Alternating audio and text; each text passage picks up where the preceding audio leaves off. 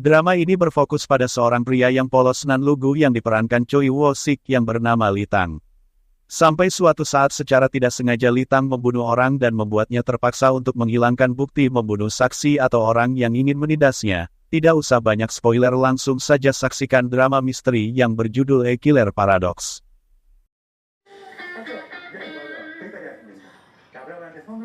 Film ini berawal dari salah satu keluarga biasa yang hidup dengan keseharian sebagaimana mestinya.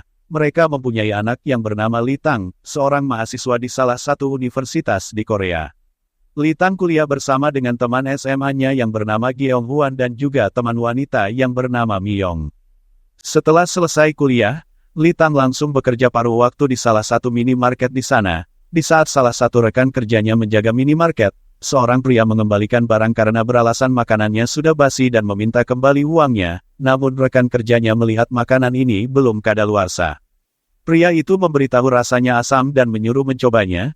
Tidak tahan dengan pria ngeyel itu, rekan kerjanya mengembalikan uangnya dan saat itu Lee Tang juga baru datang bekerja dan membuat rekan kerjanya bilang seharusnya datang lebih awal. Lee Tang menjaga minimarket sendirian sampai malam dan kemudian ada dua orang pria yang datang. Namun salah satu pria menyuruhnya menunggu di luar.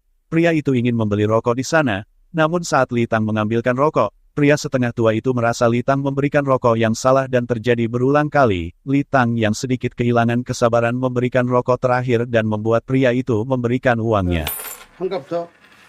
Lee Tang memberitahu kalau uangnya kurang, alih-alih memberikan kekurangan uangnya, pria itu malah menghinanya dengan simbol ngentot sambil tertawa.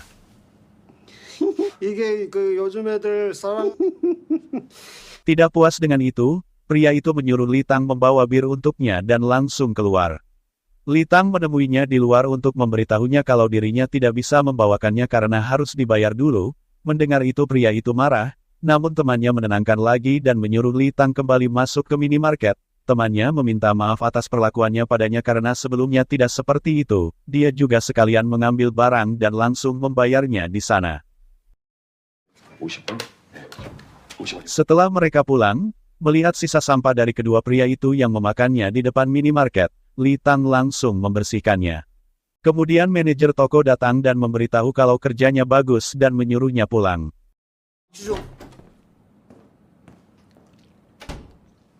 Saat perjalanan pulang, Lee Tang melihat pria setengah tua yang tadi membeli di minimarketnya sedang tergeletak di jalan dan langsung menyapanya untuk tidak tidur di sana. Tidak ada jawaban membuat Lee Tang berjalan lagi dan bertemu temannya yang juga tadi bersamanya. Alhasil Lee Tang juga menyapanya dan memberitahu kalau temannya sedang tergeletak di sana. Namun temannya itu mengaku tidak apa-apa dan menyuruhnya pergi. Lee Tang yang merasa dia tidak setia kawan langsung menghinanya dengan simbol ngentot. Lee Tang tidak tahu kalau di depan pria itu ada cermin dan membuat dia bisa melihatnya. Alhasil pria itu berbalik dan tiba-tiba langsung menamparnya dan juga memukul Lee Tang.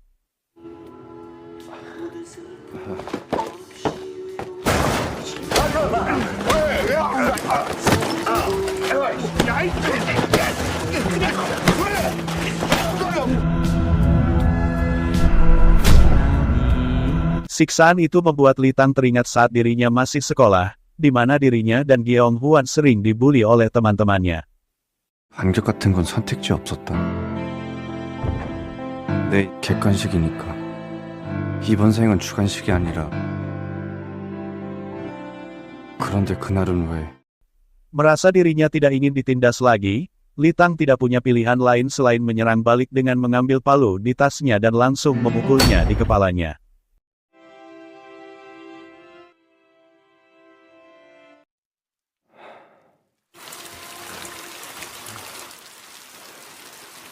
Pria itu sempat berdiri lagi, namun pria itu sudah sempoyongan dan akhirnya tidak kuat dan meninggal di tempat karena kehilangan banyak darah. Lee Tang yang melihat itu merasa ketakutan, apalagi ada orang yang di sana namun untungnya tidak melihatnya, tapi di belakangnya ada seorang wanita yang memakai payung dengan membawa anjingnya. Wanita itu bernama Seon Youk dan wanita itu memakai kacamata hitam. Lee Tang mengira kalau Seon Youk adalah wanita buta karena tidak menyapanya, dan saat lewat di depannya, anjingnya mencium sesuatu dan mendekati pria yang sudah dibunuh Lee Tang, tapi hanya sebentar dan wanita itu langsung pergi.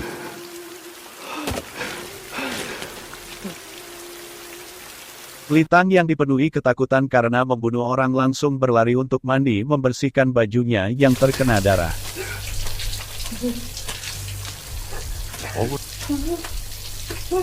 Li Tang melihat bayangan pria itu yang mengeluh apa yang dilakukan padanya karena dirinya mempunyai ibu dan juga 3 anak.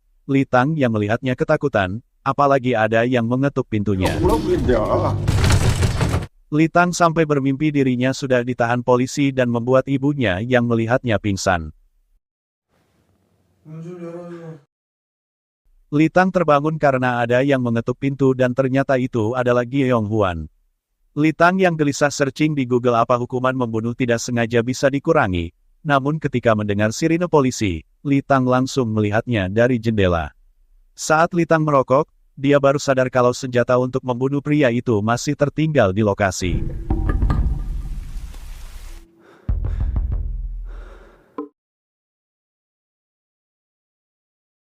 Keesokan harinya polisi sudah mengetahui pria yang terbunuh itu dan salah satu detektif yang menangani kasus itu adalah Jang Nan Gam, dan saat memeriksa apa ada bukti di sana, Jang Nan Gam hanya menemukan kantong kresek minimarket. Li Tang mendapat telepon dari manajer toko untuk menggantikan pekerja siang yang izin sakit tidak masuk dan menyuruhnya untuk datang lebih awal. Li Tang masih gelisah dan takut untuk keluar. Sementara Jang Nan Gam sudah berada di minimarket yang kreseknya ada di lokasi kejadian dan hanya bertanya total ada berapa CCTV di sini. Di saat Jang Nan Gam menunggu di depan, ada 2 pria remaja yang ingin meminjam koreknya, namun Jang Nan Gam mengaku tidak merokok dan membuatnya sedikit marah padanya. Kemudian temannya yang bernama Yon Jae mengaku sudah mendapatkan gambar CCTV dan mengajak melihatnya di kantor. Kemudian Jang Nan Gam juga menyuruh temannya untuk membawa kedua remaja itu. Mereka dibawa ke kantor polisi dan Jang Nan Gam mengancamnya jika sampai tertangkap olehnya lagi. Kemudian saat melihat CCTV, para polisi menduga mereka mati setelah berkelahi. Namun lokasi mayat beda dan berasumsi ada pendarahan otak, jadi tidak langsung mati. Setelah pergi mungkin langsung mati. Namun Jang Nan Gam beranggapan ada yang janggal dengan melihat videonya. Jang Nan Gam kembali lagi ke minimarket dan bertanya ke manajer toko apa pekerja itu kemarin ada di sini. Dengan menyebut jam kerjanya, manajer toko langsung tahu kalau itu Li Tang dan membuat Jang Nan Gam meminta nomor kontaknya. Tapi tiba-tiba Li Tang baru tiba dan manajer toko bertanya apa tahu kasus pembunuhan kemarin karena ada detektif yang datang. Melihat itu Li Tang langsung terkejut. Jang Nan Gam langsung menginterogasinya di meja depan. Jang Nan Gam memberitahu kalau pasti mengingat kedua orang itu karena mereka duduk di meja ini selama 2 jam dan bertanya apa masih ingat yang dia bicarakan. Mendengar itu Li Tang mengaku kalau mereka hanya membicarakan tentang keluarga, dan saat Jang Nan Gam menyuruh melanjutkannya, Jang Nan Gam membuka permen di sana dan membuat Li Tang teringat kejadian kemarin.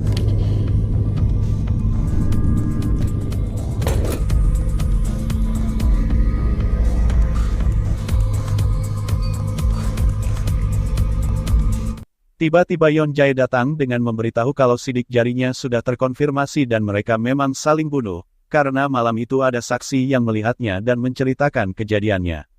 Jang Nan Gam yang mendengar itu masih mencurigai Li Tang karena saat melihat CCTV di sana, Li Tang mengambil sesuatu di laci, namun saat itu ada hewan yang menutupi CCTV itu dan membuat rekaman menutupi palu yang dipegangnya. Jang Nan Gam mengucapkan terima kasih ke Yon Jae karena mendapatkan saksi dan memujinya kerjanya bagus. Sementara itu saat Li Tang melewati TKP, dirinya mendengar petugas di sana sedang membicarakan meninggalnya kedua orang itu yang menurutnya aneh dan tidak masuk akal, karena letak mayat yang sangat berjauhan dan masih bisa berjalan. Jang Nan Gam menginterogasi istri korban dengan menanyakan berapa lama kenal Kim Myung Jin. Dia memberitahu kenal 3 tahun yang lalu saat suaminya membawanya ke rumahnya. Dia bahkan sangat akrab dengan anaknya dengan memberinya uang jajan, bahkan merayakan ulang tahunnya yang dilupakan suaminya, sampai akhirnya Kim Myung Jin mengajaknya adu mekanik dengannya.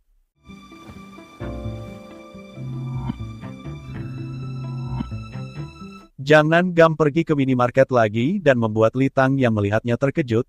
Jang Nan Gam bertanya permen karet apa yang bagus. Setelah memberikan permen karet balon padanya, Jang Nan Gam menyindir Li Tang karena dirinya juga memakan permen karet balon saat itu dan bertanya apa perbedaan permen karet biasa dengan permen karet balon, karena menurutnya sama-sama ditiup menjadi balon setelah dikunyah. Jadi pembunuhan juga sama karena terjadi begitu saja.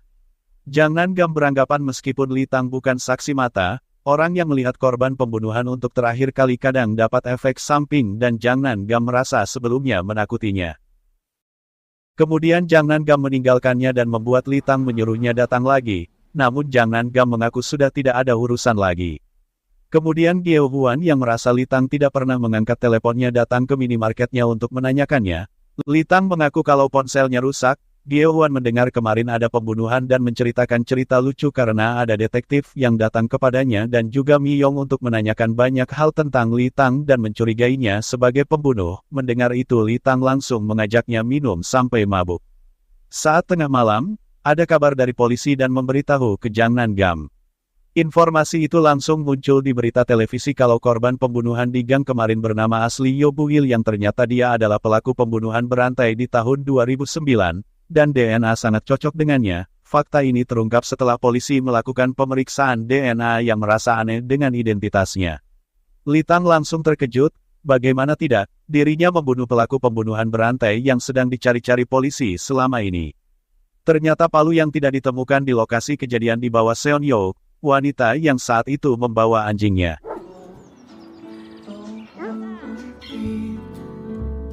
Keesokan paginya Li Tang pulang ke rumahnya, dan saat membuka gerbang rumahnya kebetulan ibunya ingin membuang sampah dan langsung menyuruh Li Tang untuk sekalian membuangnya, dan saat Li Tang membuka tempat sampahnya.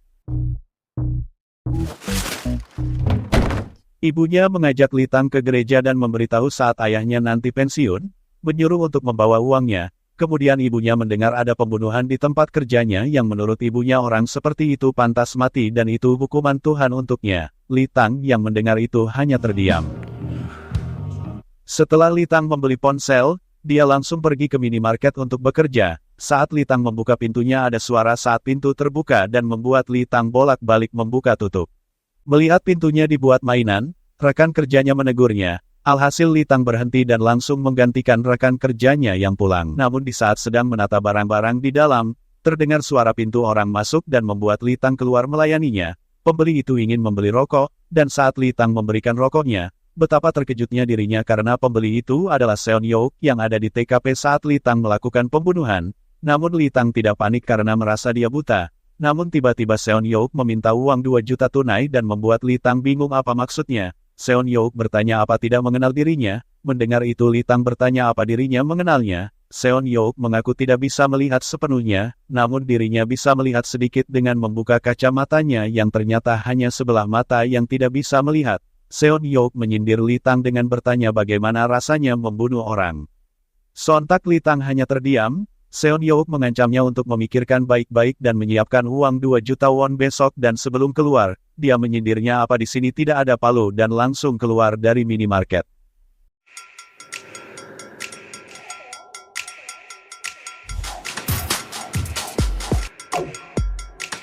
Saat pulang kuliah, Mi Yong mengaku Li Tang ingin meminjam uang darinya. Mendengar itu Geong Huan mengaku juga mendapat pesan serupa yang sama dan membuat Mi Yong ingin membahasnya bertiga.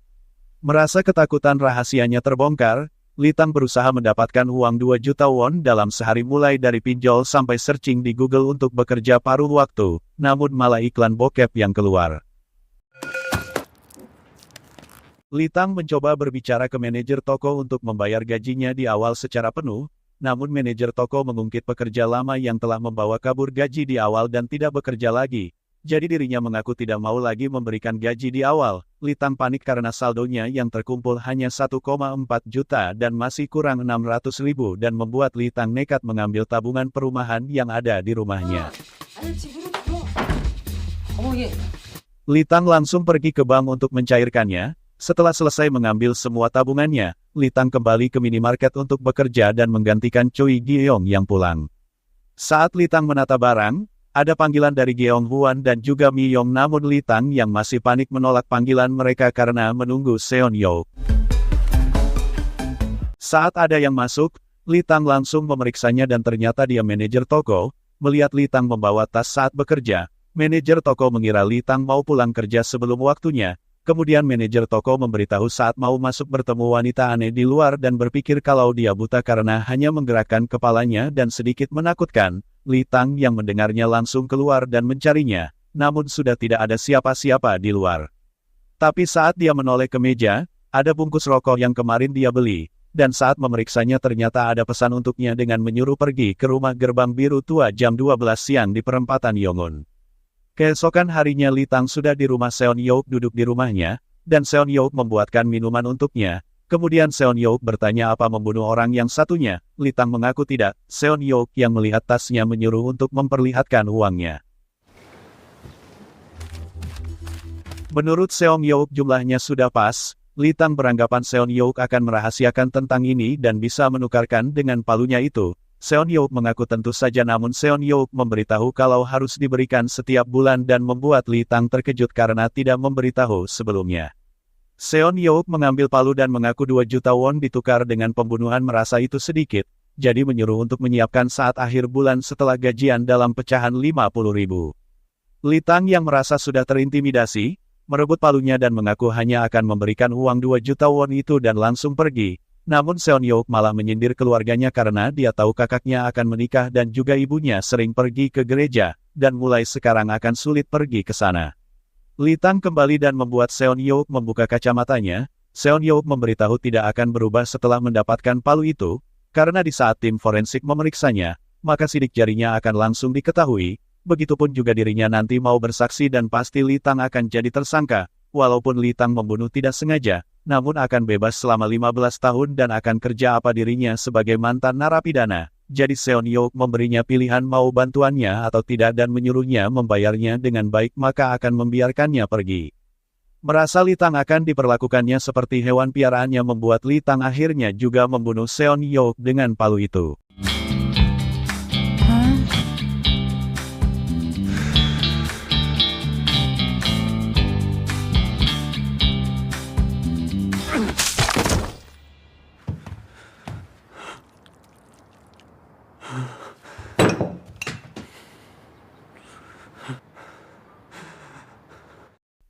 Li Tang langsung mengambil uangnya dan pergi dari rumah itu.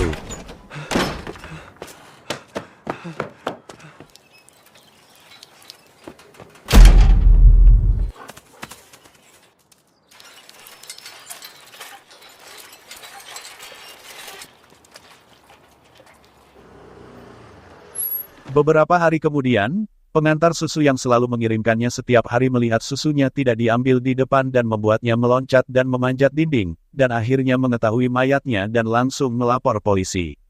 Polisi langsung meminta keterangannya karena dirinya orang yang menemukan mayat pertama kali. Polisi mengaku mungkin akan menghubunginya lagi dengan memberi kartu namanya.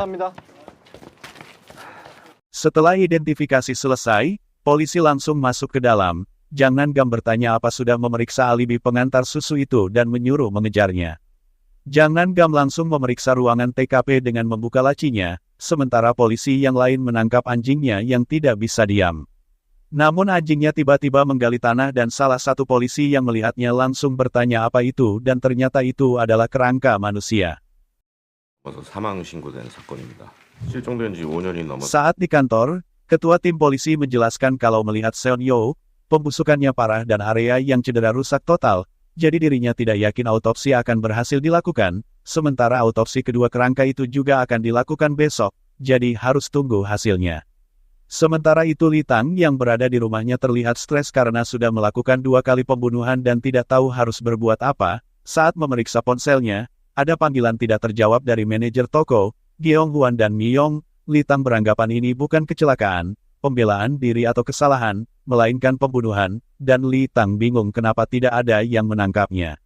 Polisi masih memeriksa sidik jari di lokasi kejadian, namun polisi masih belum menemukan keanehan karena tidak menemukan DNA orang lain di sampel kopinya, yang ada hanya ada air liur anjing. Polisi beranggapan benda yang kemungkinan ada sidik jari dari gagang pintu, meja, hingga lantai penuh liur anjing. Li Tang menangis ingin menggantung dirinya sendiri, namun masih dilema dengan keputusannya. Sampai akhirnya ada Gyeong Hwan yang datang ke rumahnya.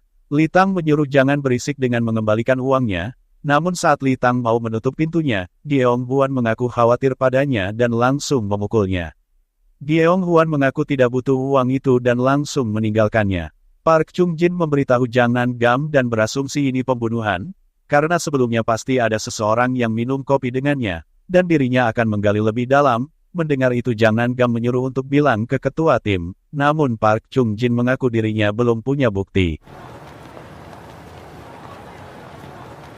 Saat Park Chung-jin membawa anjing Seon-yeok jalan-jalan, tiba-tiba anjing itu mencium sesuatu dan menggonggong di salah satu tempat karaoke, yang ternyata Lee Tang ada di sana karena tidak ada tujuan lagi. Saat membuka pesan ponselnya juga, dia dicari manajer toko tempat dia bekerja.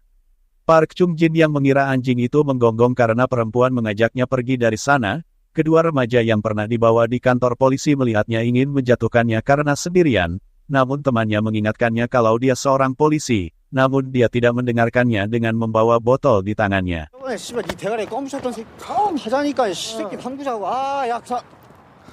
죽으러 가는 거야. Remaja itu tanpa basa-basi langsung menusuk perut Park Chung-jin dengan pecahan botol itu dan langsung kabur dari sana. Sementara itu Lee Tang keluar dari tempat karaoke dan membaca berita di ponselnya kalau kedua kerangka yang ditemukan polisi milik orang tuanya dan Seon-yeok telah membunuh kedua orang tuanya. Setelah membaca itu Lee Tang mengaku setelah membunuh mereka, ternyata mereka pantas mati. Kemudian saat dua pria remaja itu berjalan, dia meminta rokok ke temannya. Namun temannya mengaku rokoknya mungkin terjatuh dan membuatnya sedikit marah. Kemudian temannya melihat seseorang tengah berjalan sendirian dan menyuruh untuk memalaknya dan ternyata orang itu adalah Lee Tang. Dua pria remaja itu langsung menghampirinya dan ingin memalaknya, namun saat Lee Tang melihat tangannya dan bajunya berdarah, Lee Tang tiba-tiba kembali teringat pada kedua orang yang dia bunuh dan membuatnya akhirnya juga membunuh kedua orang itu.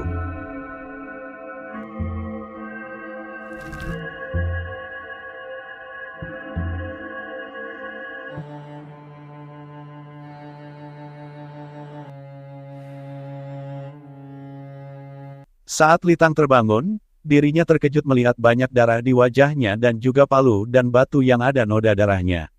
Sementara Jang Nan-gam sudah olah TKP di sana dan Lee Tang melihat ada kertas dan saat membukanya.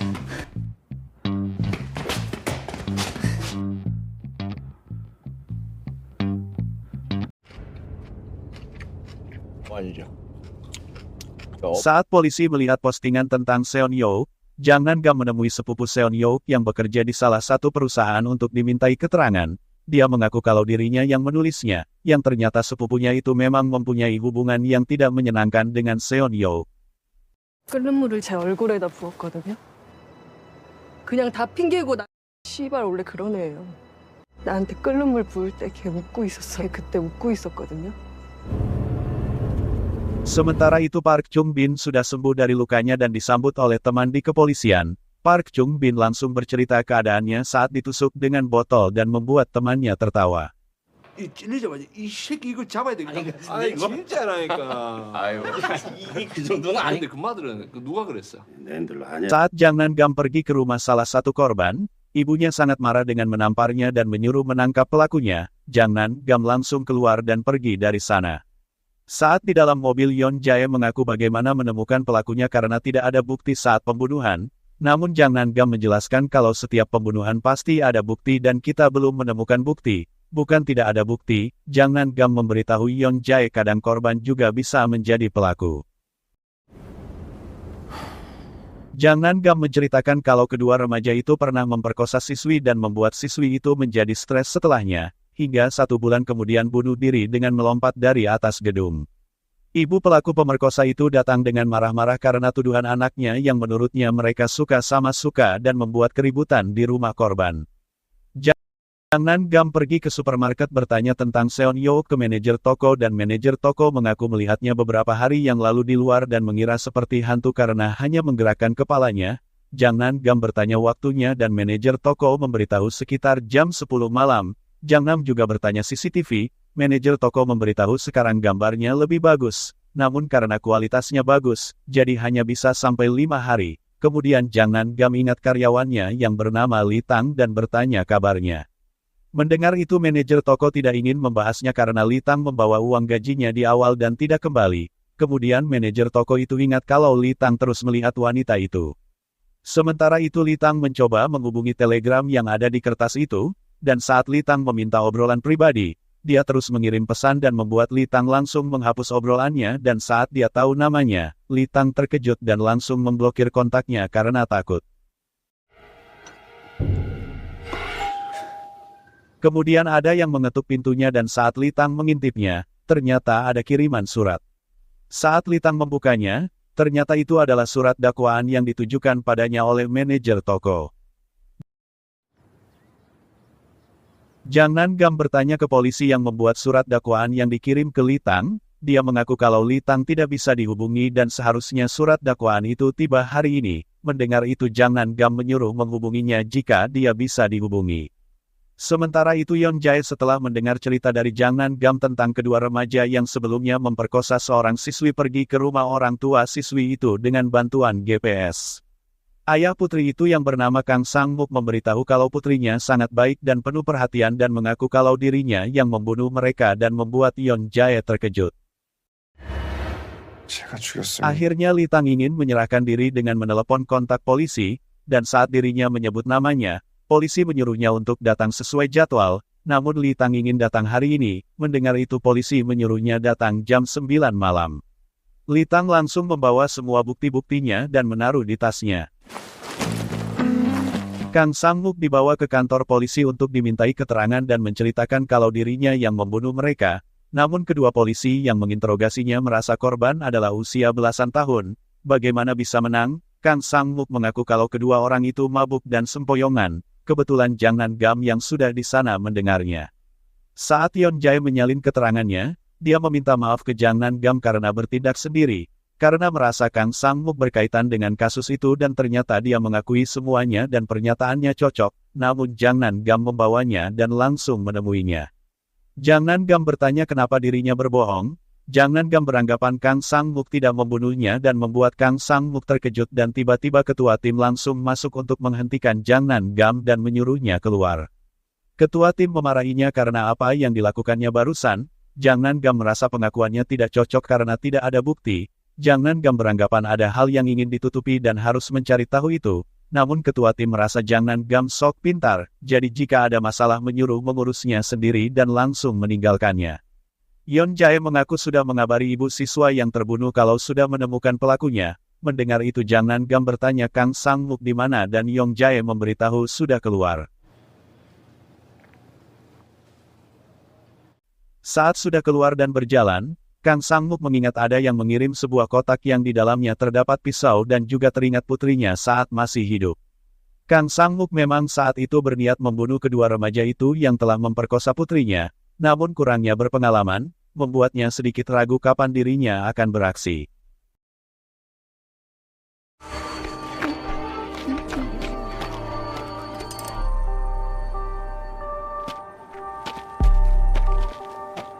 Kang Sang-muk tiba-tiba tertabrak mobil dan membuat semua orang berkerumun, dan saat Jang Nan-gam keluar untuk melihatnya, ternyata yang menabraknya adalah ibu siswa yang terbunuh itu. Sementara Litang pergi ke bank untuk setor uang di sana, dan saat itu ada pria yang memakai helm. Terang saja saat Litang keluar dari sana, tasnya langsung dijamret oleh pria bermotor dan membuatnya terjatuh.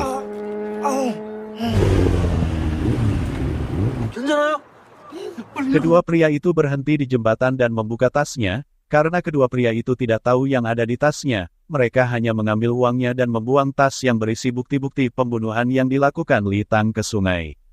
Setelah Kang Sang-muk dilarikan ke rumah sakit, Jang Nan-gam menjenguknya dan beranggapan begitulah perasaan orang tua.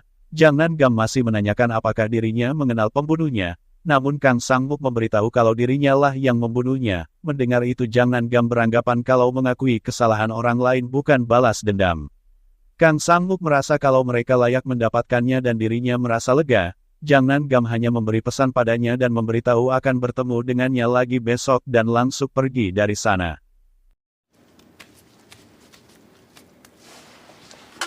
Saat Kang Sang-muk didorong perawat naik kursi roda, dia mengaku bisa sendiri. Ternyata Litang dirawat di rumah sakit yang sama dan saat Kang Sang-muk melihat Litang, ekspresinya berubah dan langsung mengikutinya.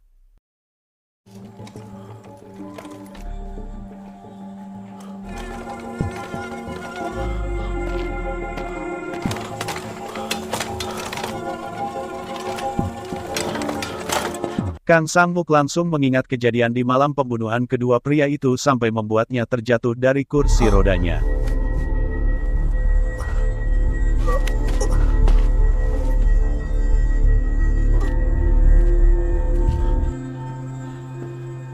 Litang yang mendengar suara kembali dan membantunya untuk bangun, namun dia menyuruh Litang segera pergi karena di sini banyak polisi. Litang bertanya apa mengenal dirinya dan menebak kalau dia adalah orang yang ada di telegram itu.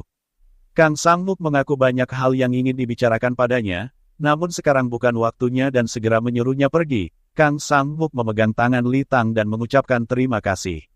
Sementara itu Yeon Jae meminta maaf dan membuat Jang Nan-gam risih karena dirinya meminta maaf terus padanya, dan saat mau masuk ke mobil, Litang yang keluar dari rumah sakit melihat Jang Nan-gam membuatnya langsung berbalik arah. Melihat itu Jang Nan-gam tidak jadi naik mobil dan langsung menelepon rekannya apa Litang sudah datang. Mendengar Litang belum datang, Jang Nan-gam langsung mengejarnya. Kang Sang-muk mengingat saat bersama putrinya, dan saat putrinya melompat dari atas gedung membuatnya juga ingin mengakhiri hidupnya dengan meminum semua obatnya dan membuatnya overdosis dan langsung tergeletak.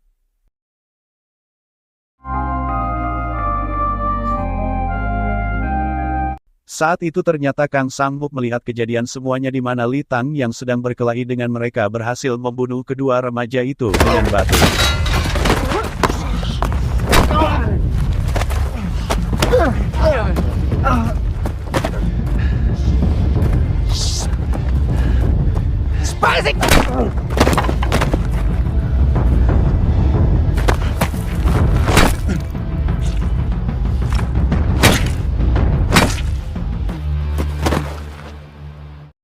Jang Nan-gam yang ingin mengejarnya tiba-tiba mendapat telepon dari perawat Kang Sang-muk dan menyuruhnya harus segera datang melihatnya karena kondisinya kritis. Litang terus berlari dan membuka ponselnya karena ingat harus membuka telegram. Ternyata saat itu memang Kang Sang-muk yang menolongnya dan membawa ke kosannya.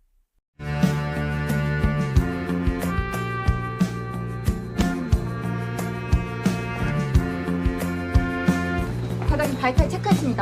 이쪽에 있고요. 혈액검사 통계 관심. 기다리세요. 환자분. Orang tua dan kakaknya datang ke kosannya untuk mencari Litang, namun merasa tidak ada jawaban. Ayahnya memaksa masuk ke dalam dan memang Litang tidak ada di sana. Kemudian ibunya menemukan kertas dan menyuruh kakak Litang membacanya dan ternyata itu pesan dari Litang untuk orang tuanya. Kakak Litang pergi ke minimarket untuk bertanya apa ada pria yang bekerja paruh waktu di sini bernama Litang. Mendengar itu manajer toko langsung menceritakan yang sebenarnya terjadi dan membuat keluarganya melunasi semua hutangnya dan membuat manajer toko mencabut aduannya untuk Litang.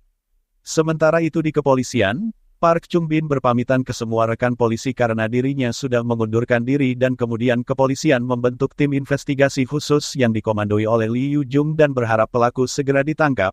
Namun setelah 4 bulan mereka kembali ke awal karena tidak menemukan apa-apa dan langsung dibubarkan. Saat Jang Nan-gam dan Yeon Jae melihat mereka membereskan barang-barangnya, Jang Nan-gam beranggapan mereka bukan ingin menangkap pelaku, namun hanya pertunjukan. Namun Lee Yu Jung yang mendengarnya tidak terima dan menyebut kasus yang ditunjukkan secara terpisah lebih mendekati kebetulan, bukan berantai, karena tanpa bukti harus menilai berdasar keadaan, bukan intuisi dengan memberi contoh kasus Kang Sang-muk. Menurutnya pernyataan Kang Sang-muk tentang tanggal dan motifnya, semuanya cocok. Mendengar itu Jang Nan-gam menyindirnya karena tidak menemukan alat kejahatan setelah 4 bulan mencari kemana-mana. 매주 금요일 Jang Nan-gam memanggil Pak Kim dan ingin mengajaknya untuk menemui seseorang. Kemudian ada seorang pria yang bernama Robin yang sering live streaming dengan menutupi wajahnya dan menceritakan apa yang terjadi akhir-akhir ini karena banyak kasus pembunuhan dan menganalisanya. Kemudian saat ada bel berbunyi, Robin berhenti karena beranggapan waktu makan sudah tiba, namun saat membuka pintunya, ternyata yang datang adalah Jang Nan-gam. Jang Nan-gam bertanya ke Robin dengan memperlihatkan berkasnya dan Robin beranggapan Jang Nan-gam mengira kalau ini kasus berantai. Robin beranggapan ada yang aneh dalam kasus ini jika dikatakan tidak ada bukti, namun menurut Robin ini bukan kasus berantai karena sejak awal ini impulsif dan tidak disengaja, bukan direncanakan, dan senjata yang digunakan adalah benda tumpul, bukan pisau. Kemudian kasus selanjutnya dia memakai pisau dan menikamnya 4 kali, jadi ini sangat berbeda dengan kasus sebelumnya. Jadi kesimpulannya ini bukan kasus berantai. 검사 사건 들어가고 신기하지 않아요? 이게 뭔가 점차적으로 Jang Nan-gam menerima telepon dari Pak Kim dan beranggapan dirinya pasti sudah mendengarnya dan menyuruhnya masuk. Mendengar itu Robin bertanya siapa yang datang. Jang Nan-gam memberitahu kalau dirinya masuk ke server kejaksaan lagi. Pak Kim yang masuk langsung mengajak Robin bicara di kantor, namun Robin merasa ini penangkapan ilegal dan mereka tidak punya surat perintah. Mendengar itu Jang Nan-gam memberinya pilihan dengan menyuruh memilih ikut dengannya ke kantor menjalani penyelidikan dan pulang, atau mereka kembali dengan membawa surat penggeledahan dan mengacak semuanya. Alhasil Robin ikut dengan mereka ke kantor polisi. Pak Kim yang menginterogasi Robin meminta keterangan padanya dan saat bertemu Jang Nan-gam, Pak Kim memberitahu kalau Robin ngotot kalau melihat semuanya di internet. Mendengar itu Jang Nan-gam menyuruh Robin pulang dulu dan memuji Pak Kim kerjanya bagus. Saat di dalam mobil, Jang Nan-gam mengancam Robin jika ketahuan meretas server kejaksaan lagi, dirinya akan benar-benar menangkapnya, namun Robin menyangkalnya kalau dirinya meretasnya dan menyuruh mengatakan saja jika mau bicara. Jang Nan-gam bertanya apa bedanya kebetulan dan keharusan dengan memberitahu ada kematian tak wajar di Daejeon yang sempit ini, tapi tak ada kaitannya dan mengaku frustasi karena tidak ada petunjuk, jadi Jang Nan-gam menyuruh menghubunginya jika ingin menjadi pahlawan untuk bekerja sama. Robin mengaku dirinya juga mau bekerja sama dan menangkap penjahat, namun apakah harus bertindak sejauh itu? Saat Jang Nan-gam makan pop mie di minimarket tempat Lee Tang dulu bekerja, Jang Nan-gam melihat anjing Seon Yok dan membuatnya mengikutinya, ternyata anjing itu kembali ke rumah Seon Yok.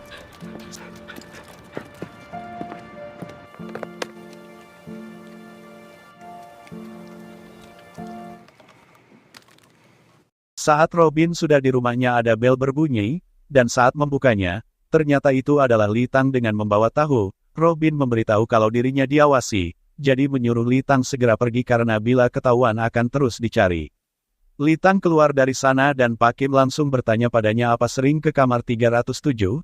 Jang Nan-gam yang melihat dari dalam mobil memberitahu Yeon Jae ada seseorang yang harus ditangkapnya dan beranggapan dia juga pembunuh. Namun bocah itu melindunginya dari belakang. Jang Nan-gam tidak tahu dia ikut terlibat atau tidak kali ini. Saat Pak Kim kembali ke mobil, Pak Kim memberitahu dia selalu antar Jajangmyeon ke 307 dan tak pernah pesan dua dan juga tak pernah bertemu. Merasa ada yang janggal dengan melihat Lee Tang, Jang Nan-gam langsung menyuruh kedua rekannya untuk menangkap Lee Tang, sementara dirinya turun menemui Robin. Yeon Jae dan Pak Kim yang mengejar Lee Tang menemui kesulitan saat berada di rambu lalu lintas karena mendapat 3 pemotor yang memakai jaket yang mirip. Alhasil mereka hanya menebak salah satu dan Yeon Jae turun dari mobil berlari mengejarnya.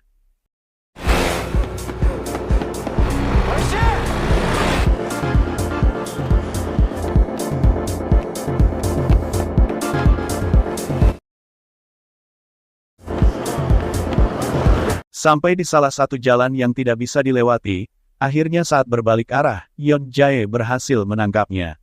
Sementara Jang Nan-gam langsung bertanya ke Robin tentang Lee Tang padanya, namun Robin mengaku tidak kenal Lee Tang. Jang Nan-gam yang merasa Robin tidak mau mengaku membuatnya langsung menyiksanya.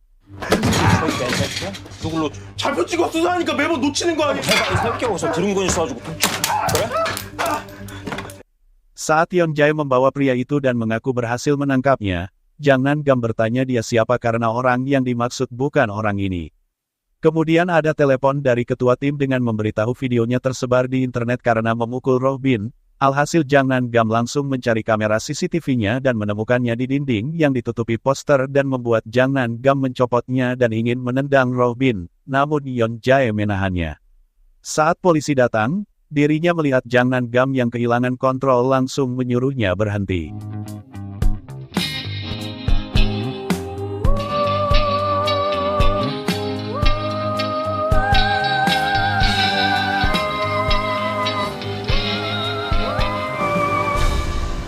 Ternyata 4 bulan yang lalu setelah Lee Tang meninggalkan kosnya dengan meninggalkan pesan ke orang tuanya, Lee Tang tidak punya tujuan dan hanya mencari situs orang yang ada di Telegram, namun tidak menemukan apa-apa, sampai kemudian saat Lee Tang naik kereta, itulah awal pertama Lee Tang bertemu dengan Robin.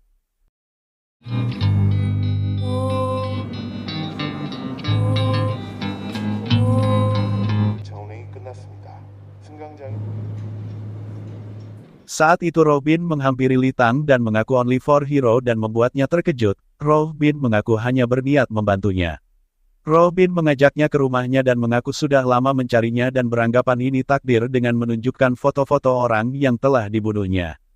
Robin ternyata saat itu ikut membantu Litang dengan Kang Sang-muk mengantar ke kosannya dan melihat bukti-bukti di kamarnya. Robin beranggapan Litang mempunyai kemampuan khusus, tapi tidak menyadarinya dengan menyuruh melihatnya, karena Litang tidak pernah menghilangkan bukti, namun buktinya otomatis hilang dan menurutnya ini kehendak Tuhan agar Litang harus terus melakukannya. Litang bertanya apa yang ingin dilakukannya. Robin mengaku ingin menegakkan keadilan dan menyuruh Litang mencoba bersamanya dengan mengiming-imingi asetnya yang bernilai 50 juta won dan bisa memberikannya semua. Litang hanya tersenyum karena bingung dan membuat Robin menjelaskan hanya perlu membersihkan sampah masyarakat. Saat Robin tertidur, Litang menemukan ruang rahasia di kamar Robin dan terdapat berkas arsip dan juga senjata di sana. Litang hanya mengambil sebuah tongkat dan juga jaket Only for Heroes yang tergantung di pintu dan langsung pergi dari sana.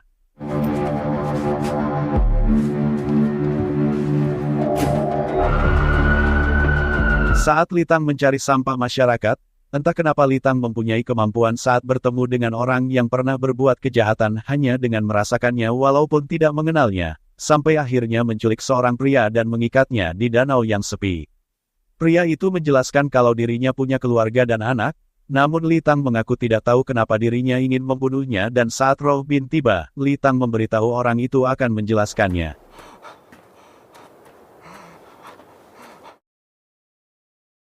Robin langsung memeriksa pria itu dan menemukan kejahatan yang dilakukan dengan keluarganya dan membuat Litang langsung membunuhnya dan menikamnya dengan pisau, dan pisau itu langsung dicuci di danau.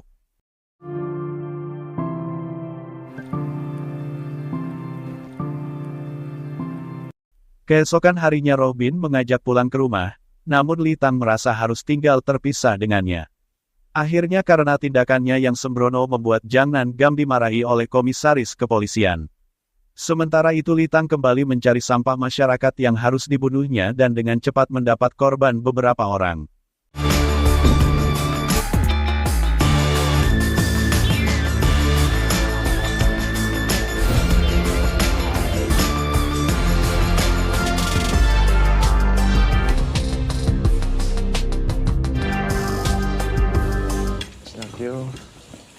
Beberapa hari kemudian ada pria yang juga polisi bernama Song Chon bertanya tentang Litang dan mengaku ingin menemuinya. 어디로 왔어요? 탕유이네. 얘를 만나야 되거든.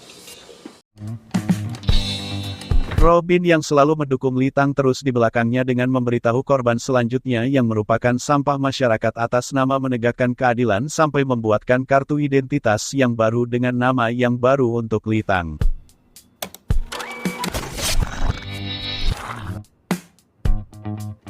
Sementara Litang pergi ke Busan dan bekerja di salah satu swalayan bagian perikanan, dan Litang melihat seorang pembeli yang marah-marah di kasir yang saat itu dijaga Choi Gi-yong dan membuat Litang menunggunya di parkiran.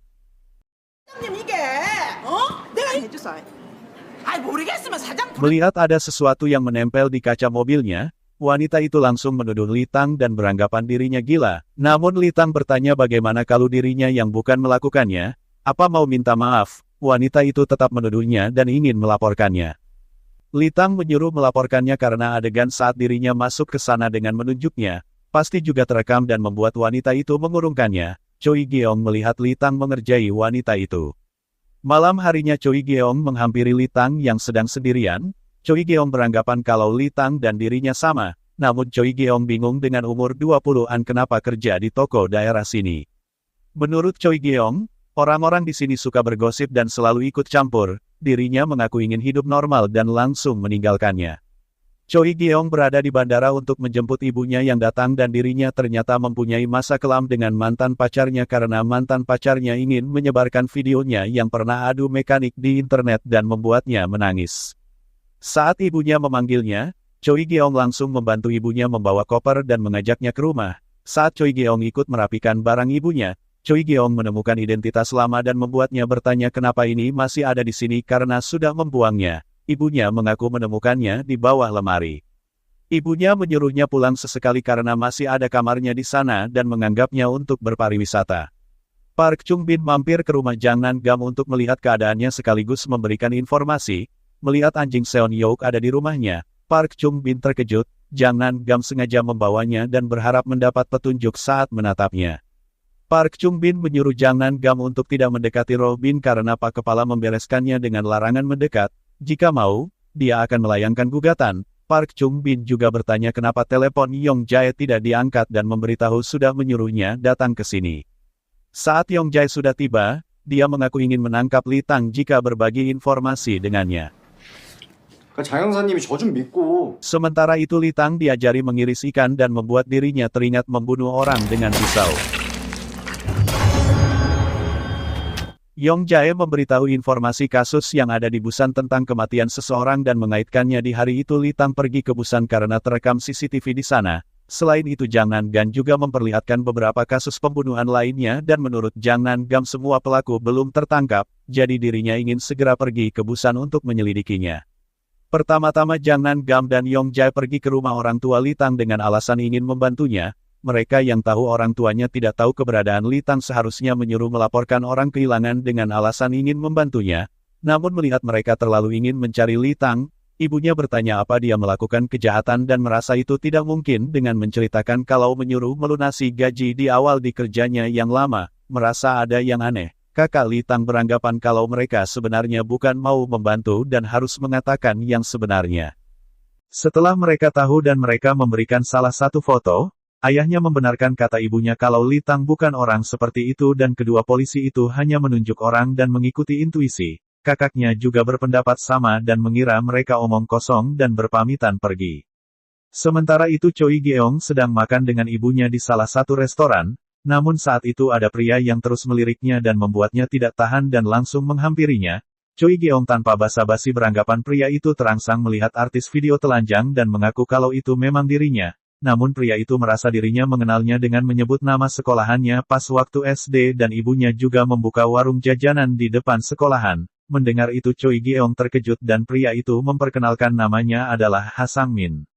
Ternyata pria itu adalah teman kecilnya, mereka makan bersama dan mengobrol tentang kehidupannya. Setelah Ha Sang-min mengantar Choi Geong, Ha Sang-min ingin meminta kontaknya, namun Choi Geong mengaku lebih baik tidak bertemu lagi karena itu lebih baik dan langsung meninggalkannya. Ibu dan kakak Lee Tang pergi ke kantor polisi. Melihat mereka datang, Yong Jae mengurusnya. 오셨어요?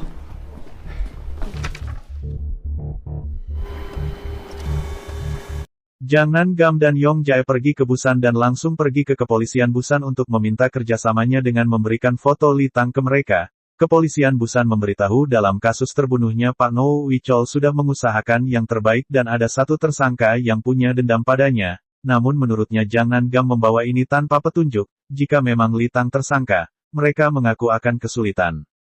Jang Nan-gam memberitahu sudah mendapatkan surat kerjasama resmi, jadi mohon bantuan aktifnya. Mereka merasa cukup mengabarkan tentang kasus pembunuhan, namun Jang Nan-gam memberitahu bukan hanya kasus pembunuhan, namun juga termasuk kematian tidak wajar.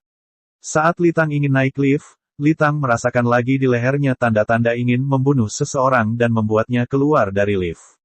Sementara itu Choi Geong mendapat telepon dan ternyata yang meneleponnya adalah Ha Sang-min. Choi Geong bertanya dari mana tahu nomornya dan Sang-min mengaku menghubungi teman-teman, termasuk para alumni dan mendapatkannya. Choi Geong memberitahu sudah tidak ada yang harus dibicarakan, namun Sang-min mengaku dirinya menjadi korban pemerasan dan tidak tahu harus bagaimana. Kemudian Sang-min datang ke rumahnya dan menjelaskan alasannya dirinya tidak bisa pulang ke Seoul dan sudah putus dengan pacarnya. Setelah banyak mengobrol kemudian Sang-min ingin tahu bagaimana Choi Geong mengalahkannya. Choi Geong merasa saat ada pria yang mendekatinya, dirinya berpikir apakah orang itu menonton videonya, karena itu belum mengalahkannya. Mendengar itu Sang-min mencoba menenangkannya dengan menggenggam tangannya. 잘 살고 있어. Saat berada di kamar mandinya, terlihat Sang-min mempunyai niat buruk dan Choi Geong menyuruhnya pulang setelah mandi. Namun karena sudah larut, Sang-min akhirnya menginap di sana. Saat tengah malam Sang-min tidur di lantai dan saat Choi Geong melihat Sang-min tidak tidur dengan nyenyak, Choi Geong mengajaknya naik ke kasur. 올라올래?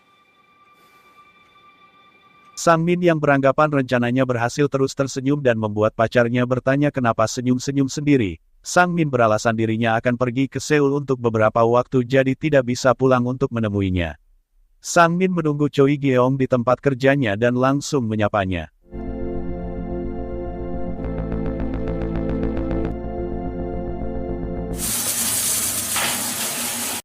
Saat Litang membersihkan kamar mandi dan menyiram kaca, Litang melihat bayangannya sendiri memegang pisau dan membuatnya terkejut, seperti tanda kalau dirinya harus membunuh orang.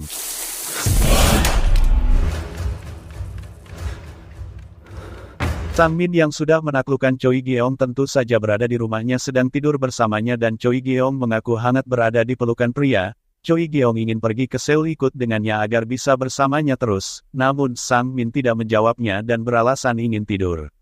Saat itu Choi Gyeong membuka ponselnya dan menemukan video prewedding dengan pacarnya, merasa terancam Sang Min ingin meminta ponselnya, namun Choi Gyeong yang merasa dibohongi marah karena Sang Min mengaku sudah putus dengan pacarnya. Choi Gyeong menyuruh mengatakan yang sebenarnya. Ternyata saat Sang Min selesai mengantar Choi Gyeong pulang, dirinya menemukan kardus dan memotretnya dan mengetahui video saat bersama pacarnya dan saat melihat video itu Sang Min yang tidak kuat langsung onani. Saat itu Sang Min ingin menikmati tubuh Choi Gyeong.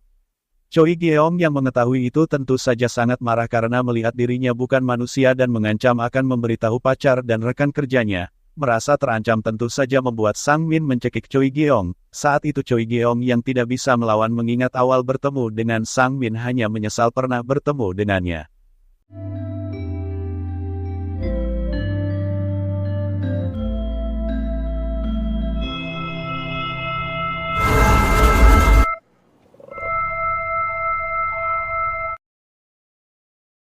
Sang Min yang sudah terlanjur membunuh Choi Gyeong memutar otak bagaimana dirinya bisa lolos dan langsung membakar apartemennya. Berita kematian Choi Gyeong langsung muncul di televisi, namun dengan berita utama kebakaran.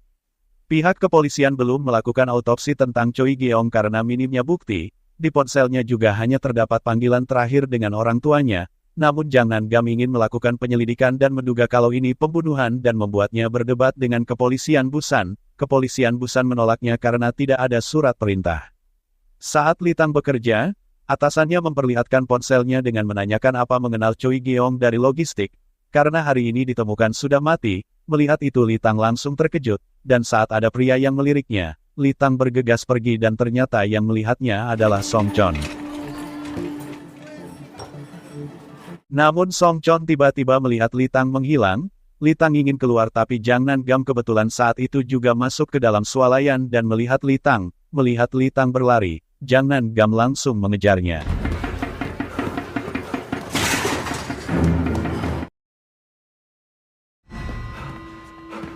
Litang masuk ke dalam gudang dan tiba-tiba Litang tersandung kaki seseorang dan ternyata Song Chon sudah berada di sana. Song Chon bertanya apa kasus di Guyondong adalah perbuatannya, tiba-tiba leher Litang merasakannya lagi saat Song Chon menghampirinya.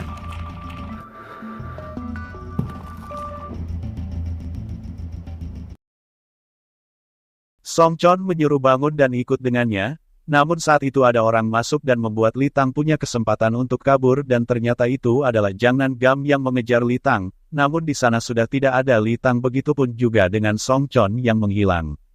Saat Jang Nan-gam keluar, Jang Nan-gam melihat kepolisian Busan bergerombol dan membuat Jang Nan-gam bertanya ke Yong Jae dan dia memberitahu kalau ada yang mencuri cakram keras CCTV di sana.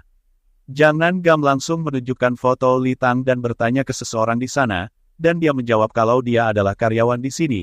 Jang Nan-gam bertanya alamatnya, namun saat Jang Nan-gam mengajak ke sana, polisi Busan menghentikannya karena tindakannya sudah berlebihan. Mereka tahu kalau Jang Nan-gam sedang diskors di Daejeon dan membuat mereka berselisih paham. 이거 살인 사건으로 내가 수사하다가 독점. 예, 수상권에서 일하는데. Akhirnya Jang Nan-gam menyuruh Yong Jae untuk mengikuti Pak Kwak, sementara dirinya menyelidiki Litang. Ternyata yang mengambil cakram keras adalah Song Chon dan langsung memeriksa kemana Litang menghilang. Sementara Sang Min pergi ke dokter dan ternyata Sang Min menderita penyakit gonore, penyakit menular akibat berhubungan seksual. Dokter melarangnya untuk berhubungan seksual sementara waktu dan akan mengobatinya dengan antibiotik. Sang Min mendapat telepon dari pacarnya kalau dirinya menderita penyakit gonore dan meminta maaf karena melakukan kesalahan dengan dibujuk temannya dan membuat Sang Min menyebutnya wanita jalang. 야, 그냥 꺼져. Tiba-tiba Song Chon sudah di sana menunggu Sang Min dan mengaku dirinya polisi dan bertanya apa mengenal Choi Gyeong. Song Chon menginterogasinya dan membuat Sang Min mengaku kalau dirinya memang tidur dengannya, tapi tidak membunuhnya. Mendengar itu Song Chon menyuruh mengatakan yang sebenarnya agar tidak semakin rumit.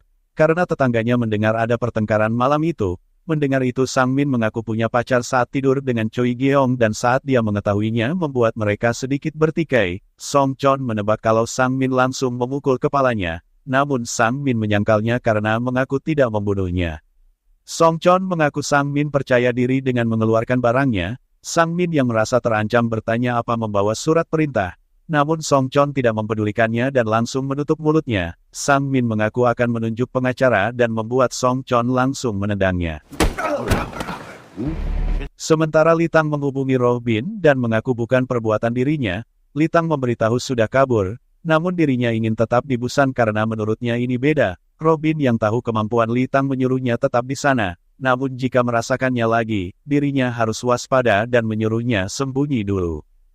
Setelah dihajar Song Chon, Sang Min diikat dan Song Chon memeriksa kamarnya, namun tidak menemukan catatan apapun. Song Chon memberitahu kalau dirinya mencari seseorang, namun dia adalah pembunuh yang akan membunuh orang seperti dirinya dan seharusnya dia akan mendatangi Sang Min. Sementara itu Litang berhenti di area peristirahatan. Sang Min memintanya untuk menyelamatkannya. Song Chon bertanya sekali lagi apa Sang Min membunuhnya. Akhirnya Sang Min mengaku kalau memang membunuhnya. Song Chon menyuruh menulis catatan dan setelah mendapatkannya, Song Chon membunuhnya dan menghapus sidik jarinya. Song Chon juga menaruh botol gas di atas kompor induksi. Sementara itu Jang Nam Gam mengira Litang pasti sudah kabur, namun menurutnya pasti banyak jejak tertinggal dan menuju ke rumahnya. Yong Jae dan Pak Kwak menuju ke rumah Sang Min dan berpapasan dengan Song Chon di sana.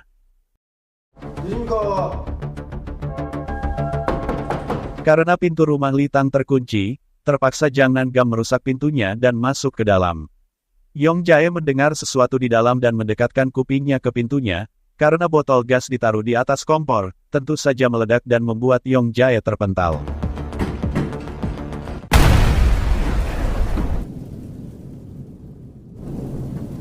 Yong Jae hanya mendapat luka ringan dan dirawat di rumah sakit. Dia menelepon Jang Nam Gam dan yakin kalau ledakan gas dan yang membunuh Sang Min adalah ulah Litang. Namun Jang Nam Gam bertanya apa menemukan bukti kalau dia yang melakukannya, karena menurutnya tidak ada yang mencurigakan. Mendengar itu Yong Jae beranggapan kalau bukan Litang siapa pelakunya.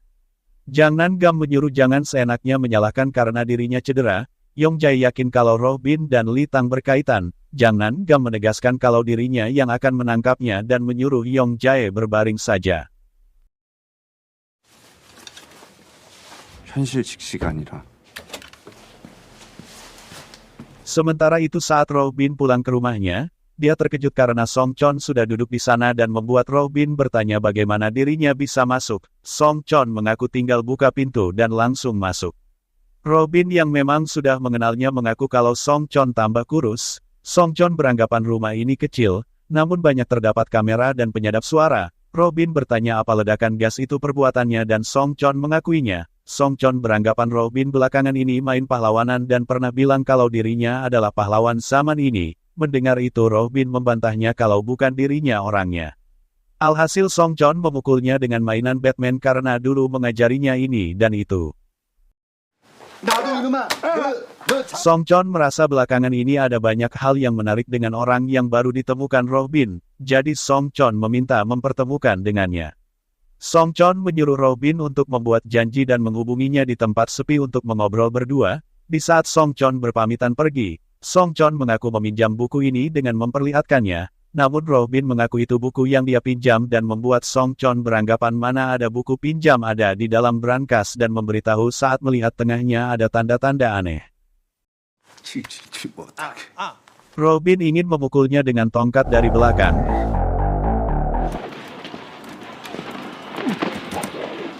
Namun dia malah kena pukul balik dan membuatnya terjatuh. Song Chon beranggapan kalau dia lebih penting. Sementara itu saat Litang bermain game dingdong, lehernya merasakannya lagi dan membuat Litang terus melihat orang di sebelahnya. Pria itu bertanya ada apa dan membuat Litang langsung meninggalkannya. Yong Jae bertindak sendiri dengan ke rumah Robin dan alhasil bertemu dengan Song Chon di sana dan pertengkaran tak terelakkan. Saat Yong Jae mengaku dirinya polisi, Song Chon beranggapan dirinya mencurigakan karena datang sendiri dan langsung melempar Yong Jae dari atas.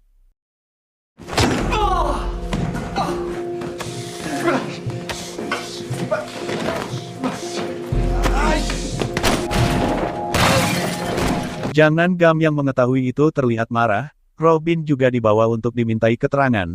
Jangan Gam sendiri yang menginterogasinya menyuruh mengatakan yang sebenarnya sebelum membunuhnya. Mendengar itu Robin memberikan dokumen padanya dan berpikir tidak ada lagi hubungan dengannya dan memberitahu pria itu bernama Song Chon, dan dia yang menjatuhkan detektif itu. Ledakan gas di Busan juga dia yang melakukannya. Di tempat lain ada sepasang pemuda yang hampir tertabrak dan sang pria langsung memarahi pengemudi mobil itu. Namun menurutnya seharusnya dirinya berjalan di trotoar. Song Chon terbangun dan melihat kedua sepasang kekasih itu dan memeriksa daftar nama yang dia pegang. Robin memberikan data ke Jangan Gam dan meminta untuk membantunya. Jika mau membantunya, Robin mengaku akan menjawab semua pertanyaannya. Namun Jangan Gam merasa Robin ingin bertransaksi padanya dan mengembalikan data itu dan menyuruhnya pergi. Song Chon menangkap kedua pasangan pencari masalah itu dan membawanya ke atap gedung. Karena sang pria sudah tergeletak, sang wanita mengaku salah dan memohon menyelamatkan nyawanya. 우리 그래도 학생이 펜 하나는 갖고 위대생이라서. Sementara itu Li Tang sedang menonton televisi ada berita kriminal, dan saat dirinya menutup gorden, entah kenapa gordennya terbuka lagi sampai dirinya mencoba beberapa kali, kemudian Song Chon mencekiknya dan membuatnya terbangun dari tidurnya.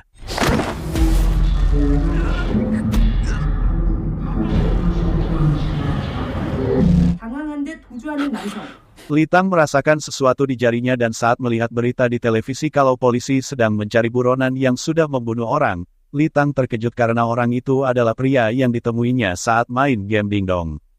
Sama seperti saat membunuh Ha Sang-min, sebelum membunuh wanita itu Song Chon menyuruh menulis catatan dan menaruhnya di tasnya. Sementara itu Jangan Gam mendapat telepon dari kepala yang baru bernama Moon Meong Jun dan ingin menemuinya. Setelah di rumahnya, Meong Jun beranggapan Jangan Gam adalah orang yang paling mengerti Song Chon.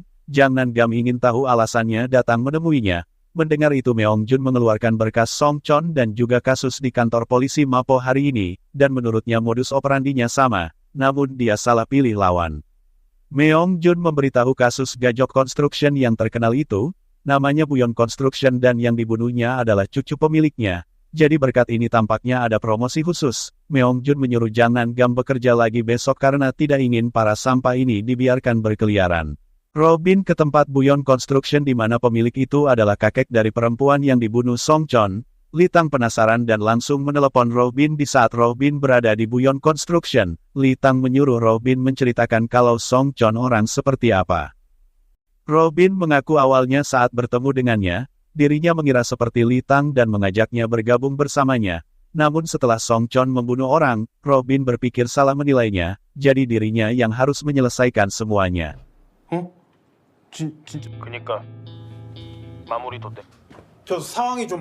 Saat Song Chon berada di rumahnya dengan melihat catatan korban yang dibunuhnya, dirinya mendapat pesan kalau Li Tang ingin mengajaknya bertemu.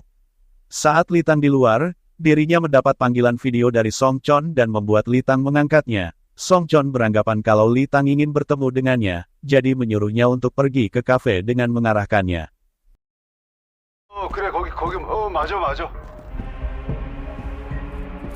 Sesampainya di sana, Song Chon melambaikan tangan dan Li Tang langsung duduk dan menanyakan kenapa ingin bertemu. Song Chon mengaku penasaran dengan standarnya.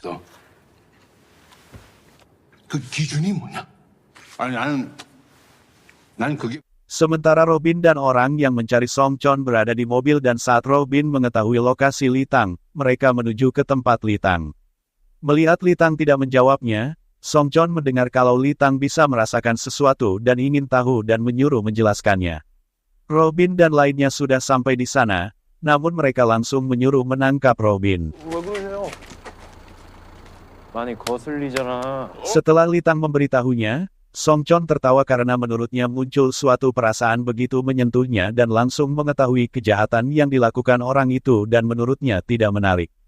Song Chon memberitahu jangan mempercayai Robin karena dia akan membuangnya.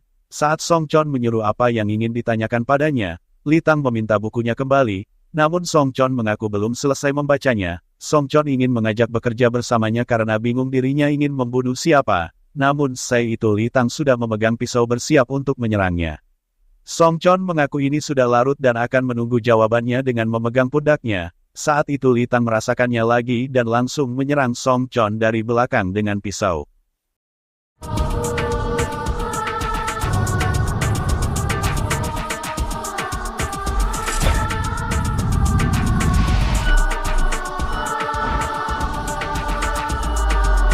Namun Song Chon mengetahuinya dan membuat Song Chon membalasnya dan beranggapan apa ini jawabannya. Song Chon langsung memukuli Lee Tang yang tergeletak di sana. Menurutnya Lee Tang tidak punya rasa heroik dan juga tanggung jawab. Song Chon beranggapan Lee Tang hanya pembunuh yang pantas mati. Namun mendengar suara ada yang masuk, Song Chon melepaskan tangannya dan membuat Lee Tang kabur dari sana. 저 놀러 온 거 아닌데요? 영화 만해. 입니다. 같이 가시죠. 뭘 왔어?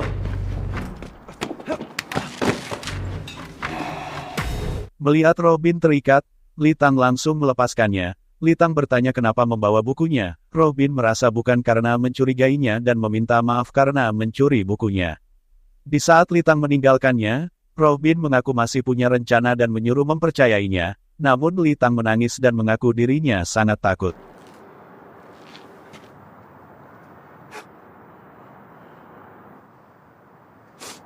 나 너무 무서워.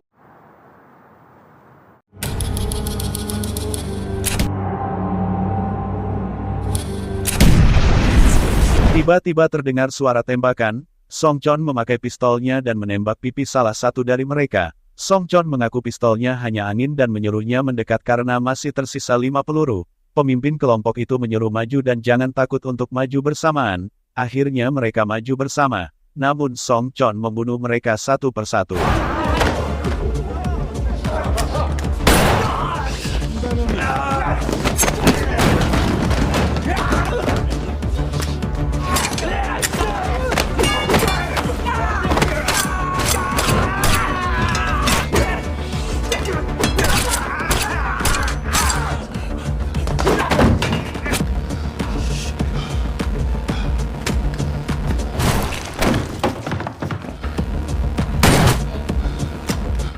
Setelah sisa satu yaitu pemimpin kelompok itu, Song Chon menyuruh menelepon bosnya untuk membohonginya kalau kehilangan Song Chon. Saat polisi sudah tiba di sana, Song Chon sudah kabur dan polisi hanya menemukan mayat di sana. Saat Jang Nan Gam dan Meong Jun melihat rekaman CCTV, Jang Nan Gam langsung mengenali kalau itu Lee Tang dan menyuruh memutar rekaman lagi ke depan, dan saat Meong Jun menyuruhnya berhenti, dia bertanya siapa gerombolan itu dan polisi memberitahunya Gojak Construction. Jang Nan Gam memberitahu kalau Robin menghubunginya lebih dulu. Kemudian pengawas CCTV telah menemukan Song Chon yang berada di gang, namun di area belakang tidak ada CCTV. Polisi langsung bergegas ke sana dengan membawa foto dan menanyakan ke orang sekitar apa melihat orang ini. Seorang pria memberitahu kalau ada sekelompok gangster yang juga menanyakan hal yang sama 1 jam yang lalu sekitar 4-5 orang. Ternyata Song Chon mengetahui keberadaan polisi itu dengan melihat di atas gedung.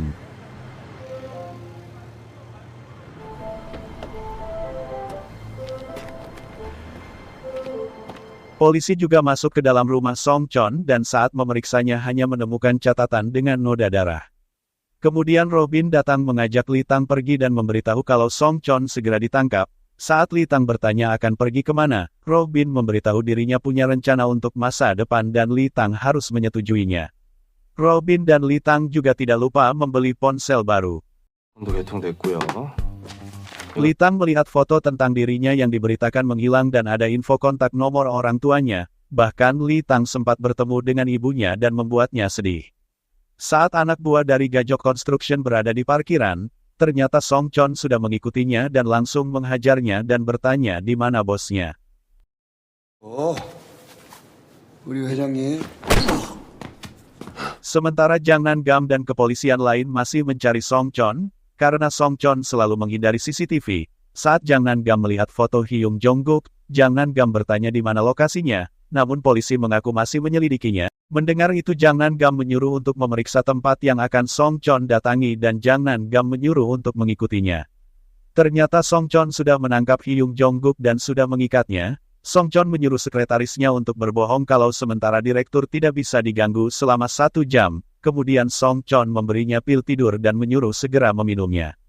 Song Chon mengaku akhirnya bisa berbicara berdua dengannya dan mengaku kalau dirinya yang membunuh cucu perempuannya. Namun menurutnya apa yang akan dipelajari cucu perempuannya dari kakeknya ini.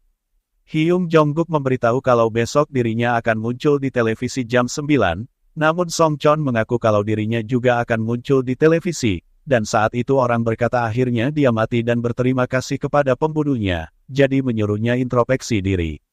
Tiba-tiba ada orang yang ingin masuk dan Hyung Jong-guk mencoba untuk berteriak, ternyata yang ingin masuk adalah Jang Nan-gam dan polisi yang lain dengan memaksa masuk, namun di sana Song Chon sudah menusuk lehernya dan mengancam jika dirinya melepasnya, maka dia akan mati. Mendengar itu Jang Nan-gam menyuruh mencobanya karena dirinya juga akan mati dengan menodongkan pistolnya.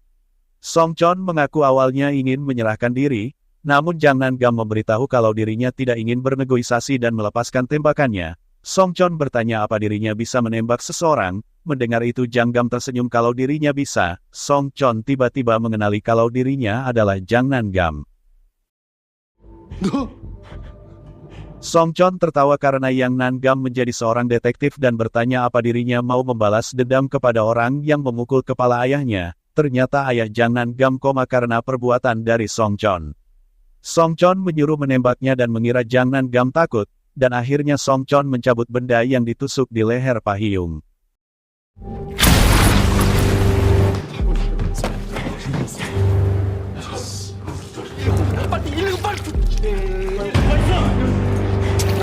Pak Hyung mengalami pendarahan parah dan tidak bisa terselamatkan, sementara Meong Jun memuji Yang Nan-gam karena berhasil menangkap Song Chon, namun ini akan segera menjadi perhatian pers karena seorang detektif menangkap pelaku yang membuat ayahnya koma. Dan menurutnya orang-orang menyukai cerita yang menyedihkan seperti ini, jadi mungkin akan diserbu wawancara. Meong Jun menyuruhnya tetap tenang dan menunjukkan rasa bersalahnya karena tak bisa menyelamatkan Pak Hyung.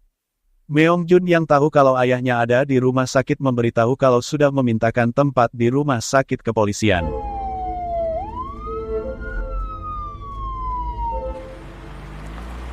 Sementara itu Rohbin dan Lee Tang sedang beristirahat. Kemudian Rohbin menceritakan kalau orang tuanya meninggal saat dirinya kecil. Waktu itu Rohbin terkejut karena kedua orang tuanya sudah terbunuh karena ada perampok yang masuk. Bahkan saat itu dirinya berpikir kalau tidak ada yang peduli siapa pelakunya dan membuat Rohbin merasa harus punya kekuatan jika ingin menegakkan keadilan dan membuatnya berolahraga. Namun pada akhirnya Rohbin tersadar kalau dirinya tidak mempunyai kekuatan itu dan mencari orang untuk meminjam kekuatannya. Sampai suatu hari bertemu dengan Lee Tang.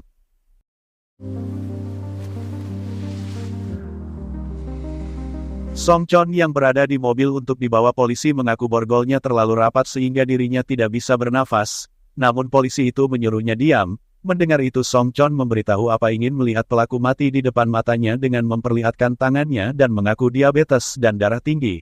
Alhasil polisi itu membuka borgolnya sedikit. Mendapati kesempatan itu Song Chon memberontak dengan melawan semua polisi yang berada di mobil.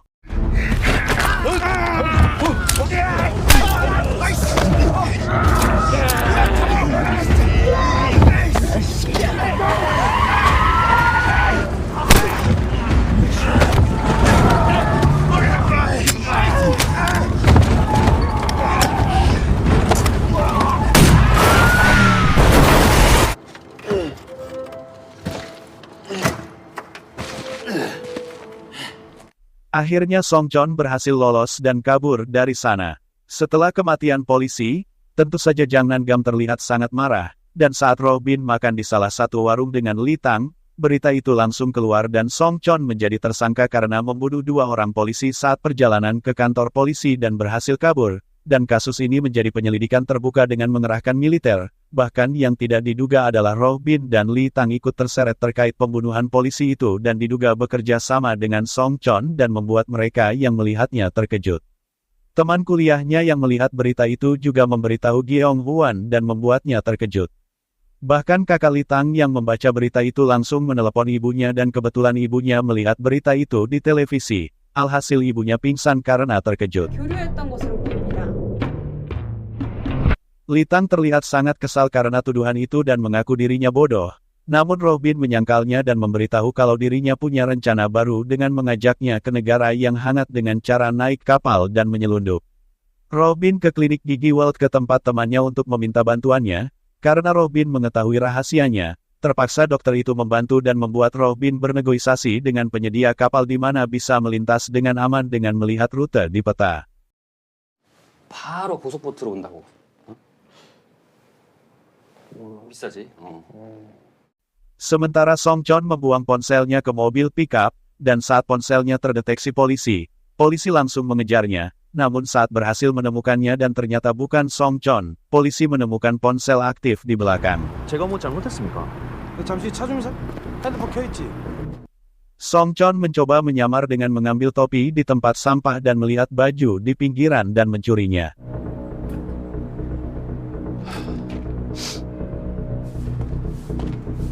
Saat Robin dan Lee Tang menuju pelabuhan, Robin mendapat telepon dari klinik gigi Walt, namun saat mengangkatnya, ternyata yang meneleponnya adalah Song Chon dan sudah menghajar dokter itu untuk membuka mulutnya agar memberitahu di mana Robin. Song Chon mengaku kalau kita buronan dan seharusnya berkumpul, jadi menyuruhnya untuk datang ke pabrik Osan dan memberitahu kalau buku yang dipinjamnya ada padanya.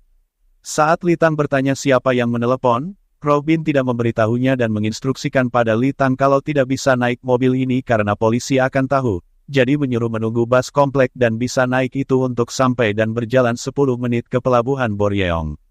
Robin memberitahu jika ada yang bertanya, dirinya perlu datang untuk bongkar muatan. Lee Tang bertanya apa dirinya tidak ikut. Mendengar itu Robin mengaku agak berbahaya jika mereka pergi bersama. Merasa ada yang janggal, Lee Tang membuka ponselnya dan mengunduh pelacakan lokasi dan menambahkan kontaknya.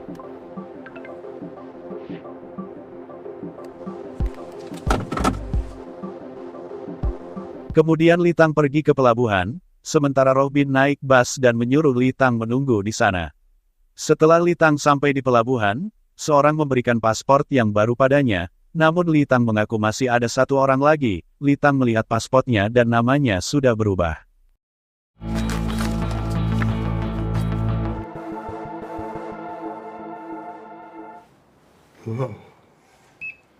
안녕하세요.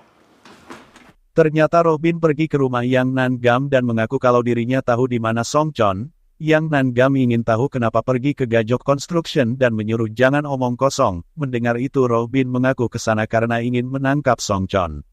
Yang Nan-gam beranggapan dirinya siapa dengan mengumpulkan orang seperti Song Chon dan Lee Tang, membunuh sejumlah orang dan berapa orang yang mati karena idenya itu.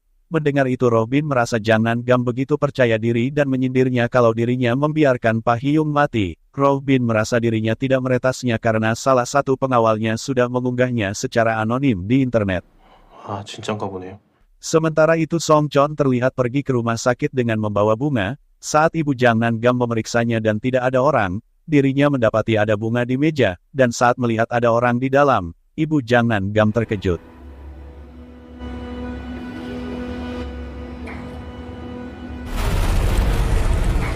Yang Nan-gam bertanya apa yang diminta darinya, Robin mengaku akan membantunya menangkap Song Chon dan menurutnya, dirinya lah yang mengenal Song Chon, jadi jika Yang Nan-gam setuju, maka akan langsung memberitahu lokasinya, namun Yang Nan-gam menyuruh orang lain jika ingin menangkapnya.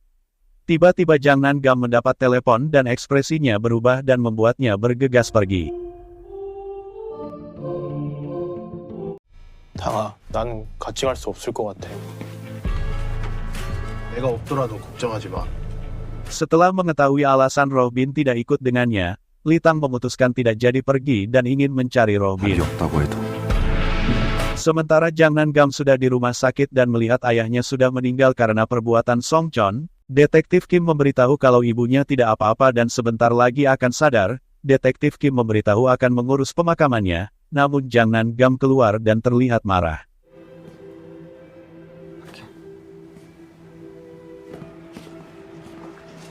Rekan polisi yang lain bertanya ke Kim di mana Yang Nan-gam, karena ketua tim memanggilnya dan memberitahu kalau Yang Nan-gam belum mengembalikan senjatanya. Yang Nan-gam yang sudah marah menyuruh Robin memberitahu di mana lokasi Song Chon, namun saat berangkat, Meong Jun datang dan membuat Yang Nan-gam menyuruh Robin sembunyi dan turun dari mobilnya. Meong Jun mengaku turut berduka cita atas kematian ayahnya dan dirinya berjanji akan memenjarakan Song Chon. Meong Jun menyuruhnya untuk istirahat dan nanti akan datang ke pemakaman. kemudian Yang Nan Gam langsung bergegas pergi.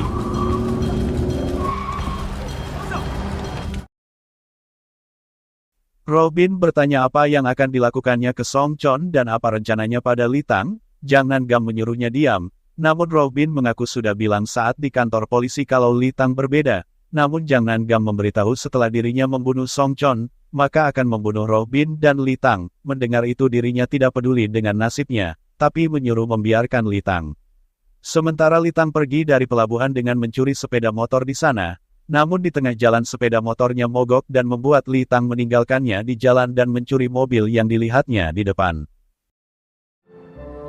그러니까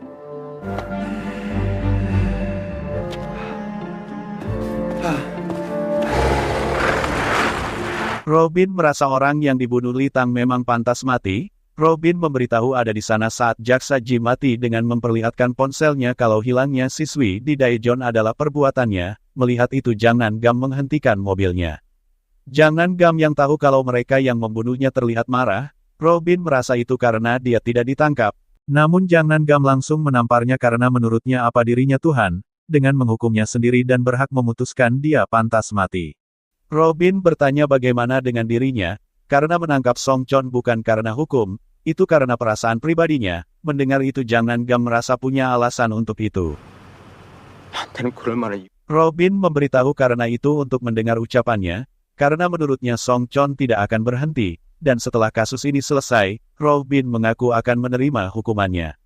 Robin sudah sampai di pabrik kosan dan masuk ke dalam. Song Chon yang tengah duduk di sana kecewa karena Robin datang sendiri. Robin menyuruhnya berhenti karena mengaku akan mengikuti keinginannya, namun Song Chon mengaku tidak ada yang diinginkan darinya. Song Chon yang sudah curiga merasa mendengar suara dan menanyakannya padanya, jadi ingin menebak Robin bagaimana memutar otaknya kali ini dan mengaku sudah terbaca olehnya. Song Chon memberitahu kalau sebenarnya ingin membereskan Lee Tang dulu, tapi urutannya kacau dan bertanya apa mereka berdua akrab. Jang Nan Gam menampakkan dirinya dan membuat Song Chon tahu kalau dirinya pasti akan datang namun tidak menduga secepat ini. Song Chon merasa kalau Robin dimanfaatkannya, karena dia mau menangkap pemukul kepala ayahnya, namun Jang Nan Gam menjelaskan kalau dirinya bukan ingin menangkap, tapi akan membunuh. Sementara Lee Tang yang baru sampai di sana langsung masuk ke dalam. Song Chon mengaku seharusnya berterima kasih padanya karena membunuh ayahnya dan mengirimnya pergi dengan nyaman. Jang Nan Gam berterima kasih padanya, namun dia menodongkan pistol ke arah Song Chon. Namun Song Chon berpikir kalau Jang Nan Gam tidak punya tatapan seorang pembunuh. Tiba-tiba Lee Tang muncul dan membuat Song Chon senang karena merasa sekarang makin menyenangkan dengan beranggapan Lee Tang tidak kabur hari ini dan bertanya kenapa datang ke sini. Lee Tang memberitahu ingin mengakhiri ini semua. Tiba-tiba Song Chon menembakkan pistolnya ke Lee Tang, namun Lee Tang langsung menghindar. Adu tembakan terjadi antara Jang Nan Gam dan Song Chon. Song Chon menyuruh Jang Nan Gam menghentikan tembakannya, karena seharusnya menembak Lee Tang. Merasa Song Chon lengah, Lee Tang berlari menuju Song Chon dan langsung menghajarnya dari belakang.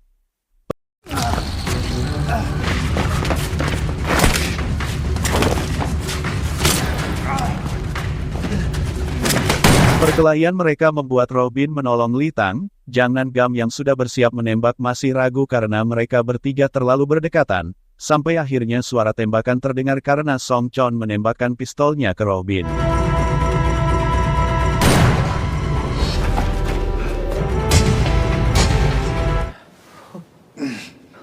Lee Tang yang melihatnya langsung ingin menghentikan darahnya. Lee Tang menangis dan bertanya ke Song Chon kenapa dirinya muncul, karena merasa Song Chon di jalannya dan mereka di jalannya sendiri, jadi kenapa mengganggunya. Menurutnya orang seperti mereka dibutuhkan. Saat mendengar kasus orang yang dibunuh Lee Tang, Song Chon saat itu merasa apakah kemampuan seperti itu apa benar-benar ada dan beranggapan dirinya dan Lee Tang berbeda. Jang Nan Gam yang mendengar ocehan Song Chon menyuruhnya berhenti. Mendengar itu Song Chon menyinggung ibunya siapa sebenarnya. 얘기는 하자고? 하긴 경찰서 더 먹을 건 나는 관심 없으니까 구차한 얘기. Song Chon memberitahu kalau Park Gwang-soo orangnya yang berselingkuh dengan ibunya, jadi kenapa melibatkannya dalam perselingkuhan seperti itu dan menurutnya Jang Nan Gam tidak tahu apa-apa. Song Chon menyuruh membunuhnya, namun Song Chon memberitahu kalau membunuhnya, seumur hidupnya dirinya tidak akan pernah tahu kenapa ayahnya jadi seperti itu dan akhirnya Song Chon menceritakannya.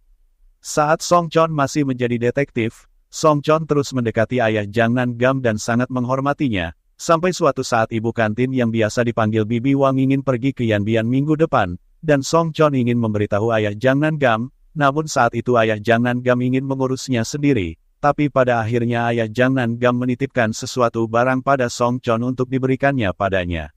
어머머, 이거를. 이거 우리 거 아니야? 아, 제건 아니야. 그때 말씀하신 거고. 저기 중국 가가지고 누구한테 좀. Sampai suatu saat dirinya melihat berita di televisi kalau Bibi Wang akhirnya diperiksa keamanan Tiongkok. Song Chon memberitahu kalau ayahnya selama 5 tahun lebih mencuri narkotika sitaan. Ayahnya memanfaatkan ibu kantin Wang sebagai penghubung dengan orang Korea di Tiongkok. Song Chon memberanikan diri untuk menyuruh datang menemuinya dan menanyakan langsung tentang ibu kantin apa akan segera bebas. Song Chon membuka semuanya dan membuat ayah Jang Nan Gam berpikir Song Chon sedang mabuk karena awalnya membantahnya. Namun setelah Song Chon mengungkit dirinya pernah diberi sekotak obat herbal untuk diberikan padanya yang muncul di televisi, ayah Jang Nan Gam langsung memukulnya. Ayah Jang Nan Gam mengaku ini urusan orang dewasa dan mengungkit keluarganya yang seorang pembunuh dan dirinya yang menyelamatkannya. Namun Song Chon tidak tahu terima kasih. Song Chon mengaku tahu, tapi dirinya selalu tersingkir dari promosi karena merasa ayah Jang Nan Gam yang melakukannya dan ingin tahu alasannya. Ayah Jang Nan Gam memberitahu kalau dirinya anak pembunuh, jadi apa masuk akal jika masuk divisi kejahatan berat. Mendengar itu Song Chon menyindirnya apa polisi busuk boleh di sana, sampai akhirnya Song Chon melawan ayah Jang Nan Gam dan merebut tongkatnya sampai memukul kepalanya sebanyak 7 kali. 한 대를 치니까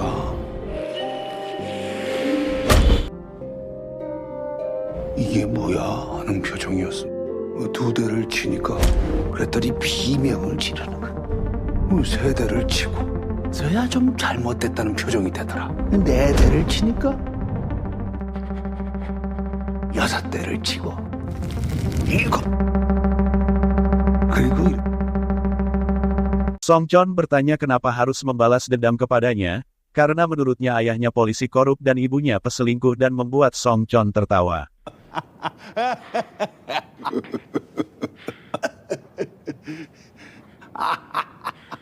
Li Tang yang tidak tahan mengaku ingin menyelesaikannya, namun Jang Nan Gam langsung mengarahkan pistolnya padanya dan beranggapan memangnya siapa kalian dan menurutnya Li Tang juga sama saja. Song Chon merasa kalau Li Tang harus mati dan langsung ingin menusuknya dengan pisau, namun Jang Nan Gam tanpa pikir panjang menembaknya dan membunuh Song Chon saat itu juga.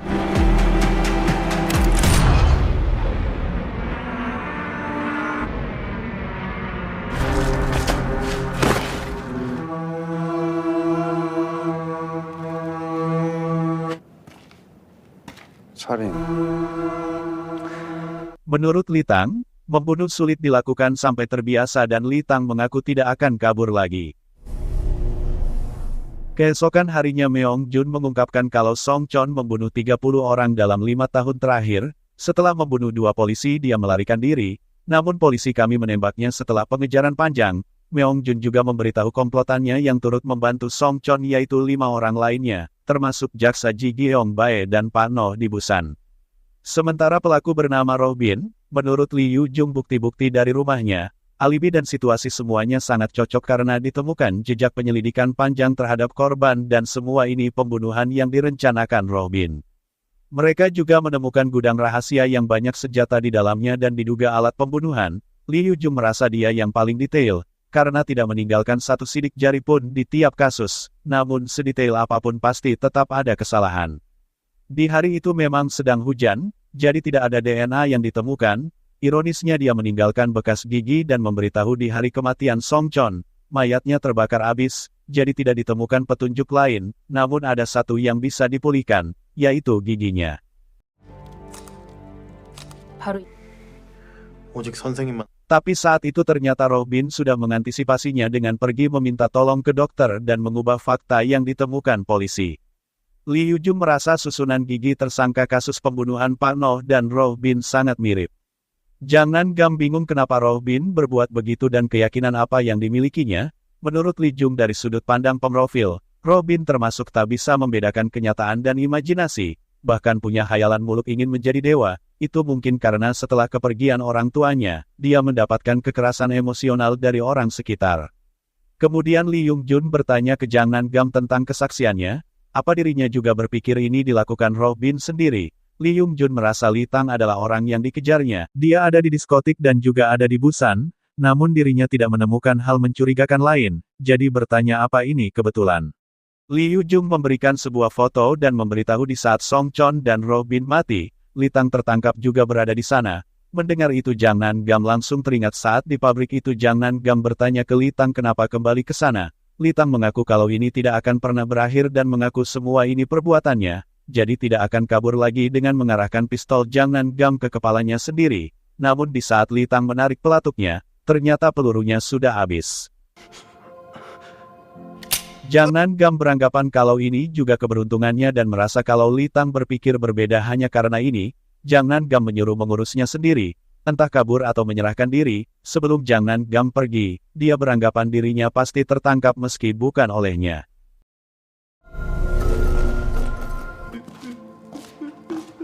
Namun sesuatu hal tak terduga terjadi karena terjadi arus pendek dan membuat api muncul dan membakar pabrik itu. Li Tang ingin menarik mayat Robin, namun takdir mungkin berpihak padanya karena bongkahan kayu terbakar menimpa mayat itu, sampai akhirnya Li Tang meninggalkan pabrik itu.